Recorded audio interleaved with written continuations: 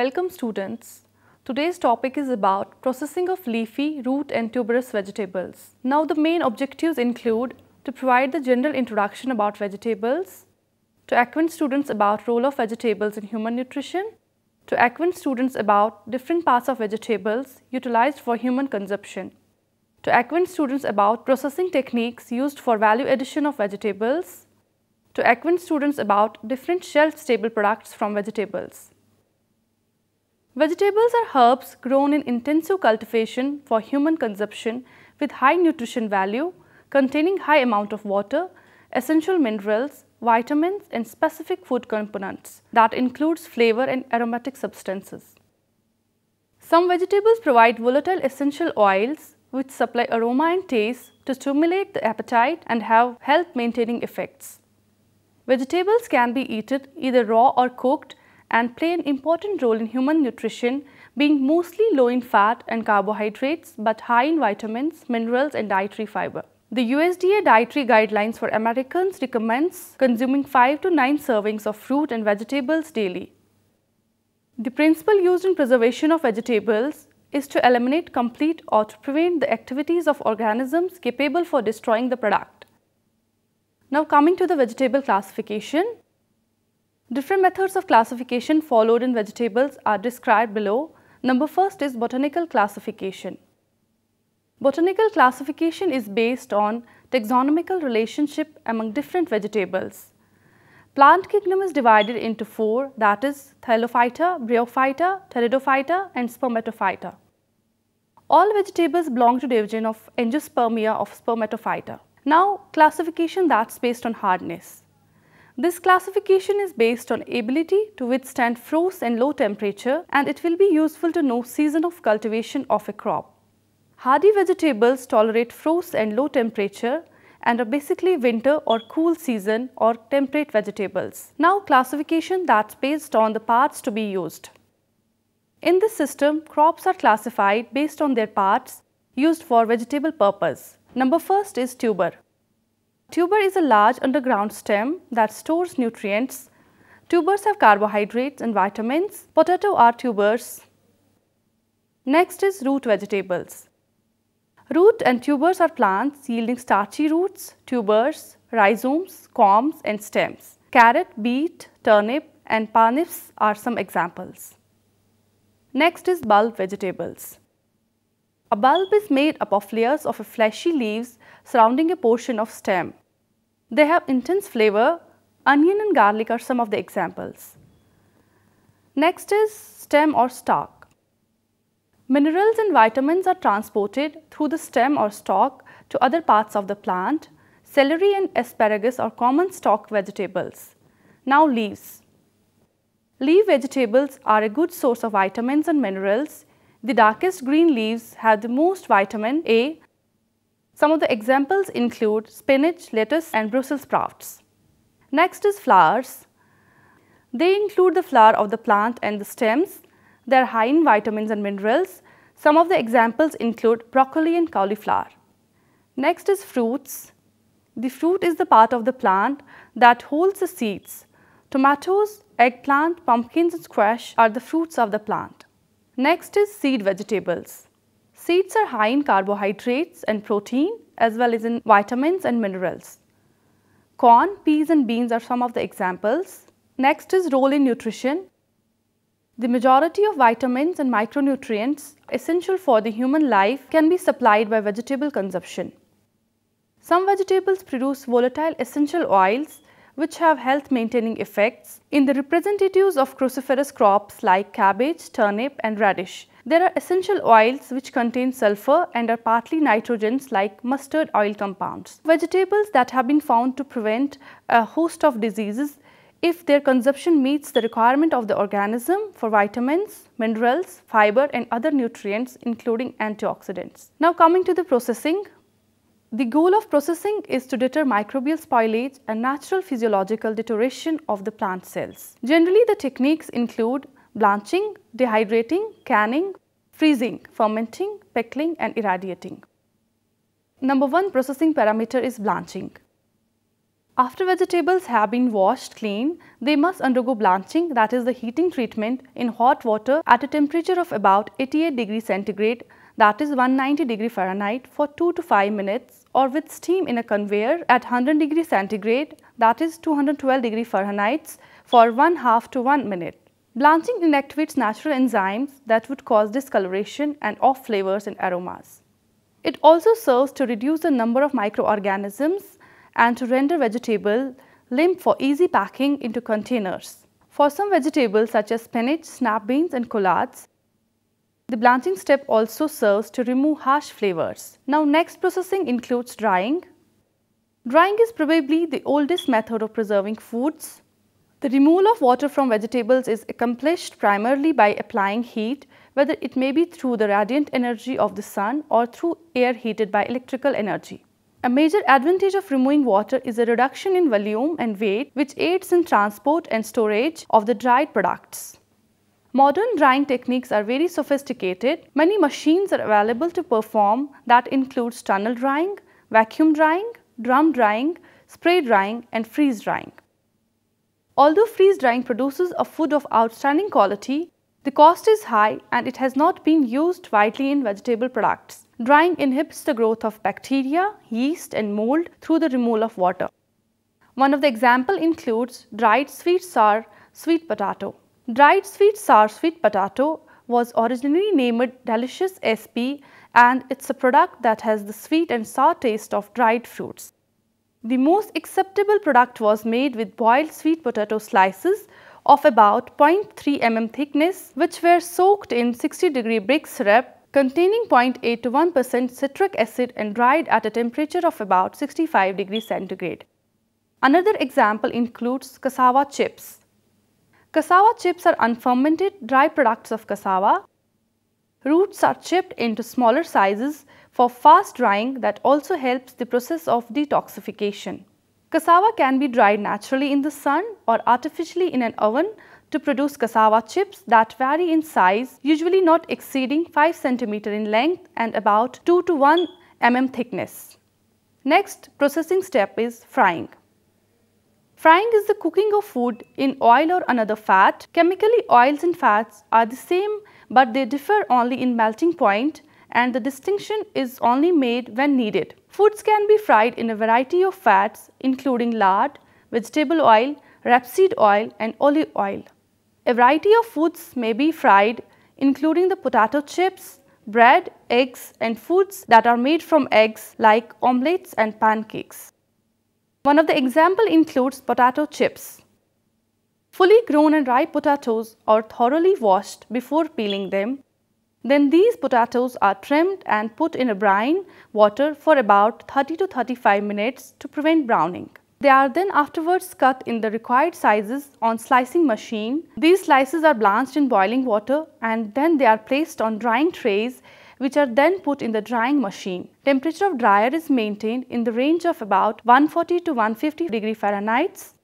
After drying, they are fried in edible oil to make them crisp and brown and then they are packed in polythene bags. Next processing technique is freezing. Freezing or solidification is a phase transition in which a liquid turns into a solid when its temperature is lowered below its freezing point. Most liquids freeze by crystallization, that's the formation of crystalline solid from the uniform liquid. Freezing is a common method of food preservation that slows both food decay and growth of microorganisms. Besides the effect of lower temperature on reaction rates, freezing makes water less available for bacterial growth. Examples of frozen vegetables which can be found in supermarkets include spinach, broccoli, cauliflower, peas, corn, yam, either packaged as a single ingredient or as mixtures. The processing of some frozen vegetables is discussed as below. First example is frozen asparagus. Frozen asparagus consists of sound and succulent fresh shoots of the asparagus plant that is botanically named as Asparagus officinalis. The product is prepared by sorting, trimming, washing and blanching as necessary to assure a clean and wholesome product. It's then frozen and stored at temperatures necessary for its preservation. Next example includes frozen lima beans. Frozen lima beans are the products that are prepared from the clean, sound, succulent seed of the lima bean plant without soaking but shelling, washing, blanching and properly draining. Next example includes frozen corn on the cob. Frozen corn on the cob is the product that is prepared from sound, properly matured, fresh, sweet corn ears by removing husk and silk, by sorting, trimming and washing to assure a clean and wholesome product. Next technique is canning. Canning is defined as the preservation of foods in the sealed containers, and usually it implies heat treatments as the principal factor in prevention of spoilage. Wet heat and pressure applied within the retort to sterilize both the container and food product. This heat sterilization is essential in canning, especially for low acid foods which have a pH greater than 4.6 and a water activity greater than 0.85, such as papaya, bananas, melon, corn, green peas and peas. These foods provide appropriate conditions for some spore-forming microorganisms and anaerobic microorganisms such as Bacillus coagulans and Clostridium botulinum to grow. Now the example includes canning of beans. Green beans or French beans are preferred for canning. Desirable characters for processing include long, straight, tender pods of medium size, thick-walled and small-seeded, free from fiber and strings at optimum maturity, bright green color after blanching. Beans are cut into slices of about 2.5 cm in length. Then these pieces are blanched for about 2 to 3 minutes in boiling water, drained and filled in plain cans. They are then covered with 2% brine. The filled cans are exhausted, closed and processed under pressure. Another example includes canning of cauliflower. Cauliflower is rather difficult to can due to their graying and loss of firm texture after heat processing. The heads are broken or cut into pieces of about 3 by 4 inch across and thoroughly washed. The pieces are then blanched for about 3 to 4 minutes in 0.7% citric acid solution. Pieces are then washed, filled into cans and covered with boiling 1.5% brine solution. The cans are exhausted, processed and cooled rapidly. Now next processing technique is pickling. Pickling is one of the oldest methods for food preservation. Pickle is an edible product preserved and flavored in a solution of a common salt and vinegar. Spices and oil are also added. Pickles are relished by people throughout the world. They add to the palatability of a meal, aid in digestion and are good appetizers too. Pickles are prepared from fruits and vegetables like cauliflower, cabbage, onion, beans, cucumber, bitter gourd, onla and lemon. There are two types of pickles. Number one is brined, that is commonly known as fermented pickle, which requires several weeks of curing at a room temperature. During this period, color and flavor change. Acid is produced as lactic acid bacteria grows. Number second is quick or unfermented pickles that are prepared in 1 to 2 days by adding acid in form of vinegar. It's critical to add enough vinegar to pickling vegetables in order to prevent bacterial growth. Now types of pickles. Number one is dill pickle. It includes fermented dill pickles, unfermented dill pickles and pickles that are made from salt rocks. Next is sour pickles. Sour pickles include plain sour and sliced or hot sour. Next is mixed sour including spiced or hot mixed and mixed chutney. Next is sweet pickles. These include plain sweet including standard gherkins, sliced chips or wafer. Mixed sweet pickles, plain pickle or mustard pickle. One of the more example of pickle is sauerkraut. Sauerkraut is the clean, sound product of characteristic flavor that is obtained by full fermentation, chiefly by lactic acid of properly prepared and shredded cabbage in the presence of not less than 2% nor more than 3% of salt. Next example is kimchi. It includes a group of fermented vegetable products of Korea with cabbage or radish as the main ingredient. Cucumbers can also be added. Cabbages are cut and brined in a 5 to 7% salt solution for 12 hours or in 15% brine solution for 3 to 7 hours. Thereafter, the brined cabbage is rinsed and mixed with 10% seasoning ingredients, that is garlic, green onions, pepper, ginger, mustard, parsley, sesame grains and fermented shrimp.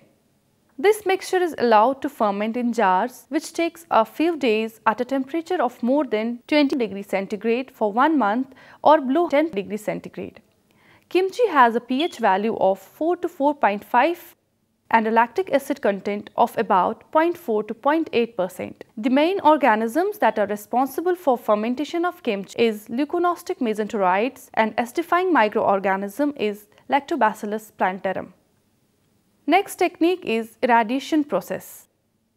Irradiation is a physical process like drying, freezing, thermal processing, that is canning and pasteurization, that can be used to disinfect, sterilize and preserve food. It's a cold process and can be used to pasteurize and sterilize foods without causing changes in freshness and texture of food, unlike heat. Irradiation at very low levels, that is 0.05 to 0.15 Clu Gray, inhibits sprouting in tubers, while cold stored potatoes on removal to ambient temperatures sprout profusely. Irradiation in the frozen state reduces the chlorophyll degradation in string beans.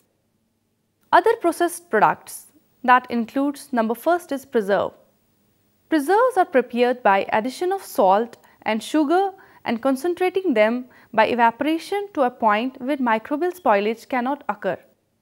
The principle of preserve making is based on reduction of water activity and thus creating conditions for lowering down the enzyme activity and inhibition of growth of undesirable microorganisms. Next processed product includes sauces and chutneys. Chutney is basically a mixture containing fruit or vegetable, spices, salt or sugar and vinegar. Sauces are usually prepared from a mixture containing spices and flavors. However, difference is that all sauces are sieved and as a result they are thinner and of smoother consistency than chutneys. Both improve the taste of food, stimulate the appetite and enhance digestion. One of the examples includes sweet potato ketchup. Sweet potato ketchup consists of about 32.3% weight by volume of sweet potato, 42% water, 12.9% vinegar, 11.3% sugar, salt in the concentration of 0.3%, spices and food coloring. Next example includes sweet potato jam. The sweet potato jam formula contains 20.7% weight by volume sweet potato, 45% sugar, 34% water, and this has proved most acceptable by trained taste panel compared with other ratio. Another example includes sweet potato leather. Steamed sweet potato chunks are blended with water, sugar, salt, citric acid and optionally with artificial fruit flavors in processing sweet potato leather. The slurry is then thinly spread on plastic sheets and dried in a mechanical dryer until the desired moisture content and texture of the product are obtained. Now the another example is beverages. A drink or a beverage is a liquid intended for human consumption. In addition to their basic function, that is the thirst quenching property, vegetable juice is often mixed with fruits such as apples or grapes to improve flavor. With this we conclude today's topic. Hope you understood well. Thank you. Have a nice day.